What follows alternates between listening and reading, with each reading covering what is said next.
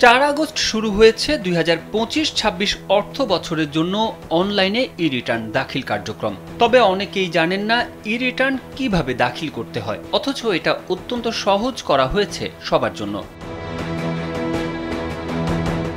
ই-রিটার্ন দিতে অনলাইনে প্রথমে সরকারি ওয়েবসাইট e-taxnbr.gov.bd তে যেতে হবে। এরপরে ই-রিটার্ন পোর্টালে অ্যাকাউন্ট তৈরি করতে হবে। রেজিস্ট্রেশনের আগে আপনার ব্যক্তিগত মোবাইল নাম্বারটি বায়োমেট্রিক এবং এনআইডি ভেরিফাইড কিনা তা নিশ্চিত হয়ে নিতে হবে। এরপর সাইন আপ করার জন্য টিন এবং মোবাইল নাম্বার দিয়ে ভেরিফাইড করতে হবে। মোবাইলে ওটিপি নাম্বার আসলে তা দিয়ে পাসওয়ার্ড সেট করে সাবমিট করলেই রেজিস্ট্রেশন সম্পন্ন হবে।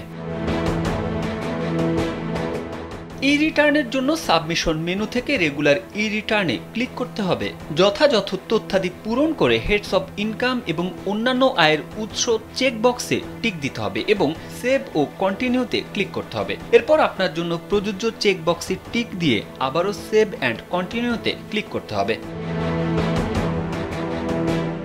এরপর ইনকাম, এক্সপেন্ডিচার, অ্যাসেট অ্যান্ড লায়াবিলিটিজ এর ট্যাবগুলোর প্রয়োজনীয় তথ্যগুলো পূরণ করে সেভ অ্যান্ড কন্টিনিউতে ক্লিক করতে হবে। এরপর ট্যাক্স অ্যান্ড পেমেন্ট সেকশনে আপনার তথ্যগুলো যাচাই করুন। স্ক্রল করলে প্রশ্ন দেখতে পাবেন। যদি ইতিমধ্যেই কোনো সোর্স ট্যাক্স দিয়ে থাকেন তাহলে ইয়েস চেকবক্সে টিক দিন। আরেকটি প্রশ্ন আসবে, স্ট্যাটাস আপডেট করতে চাইলে ইয়েস চেকবক্সে টিক দিন। সাথে সাথে আপনার ই-লেজার প্রদর্শিত হবে। ট্যাক্স পেমেন্ট স্ট্যাটাসে ক্লিক করুন ও গো টু রিটার্নে ক্লিক করুন। ট্যাক্স পেমেন্ট পেজে স্ক্রল করুন। পেয়েবল কোনো অ্যামাউন্ট থাকলে পে নাও বাটনে ক্লিক করুন। সুবিধামতো পেমেন্ট মেথড ব্যবহার করে পে করুন। এরপর ট্যাক্স অ্যান্ড পেমেন্ট পেজে প্রসিড টু অনলাইন রিটার্নে ক্লিক করুন। আপনার তথ্যযুক্ত ই-রিটার্ন প্রদর্শিত হবে। সকল তথ্য সঠিক কিনা নিশ্চিত হয়ে সাবমিট রিটার্নে ক্লিক করুন। আপনার ই-রিটার্ন সাবমিশন সফল হয়েছে কিনা তা প্রদর্শিত হবে। এভাবেই প্রথম 10 দিনে ই-রিটার্ন দাখিল করেছেন প্রায় 1 লাখ করদাতা, যা গত বছরের তুলনায় অনেক বেশি।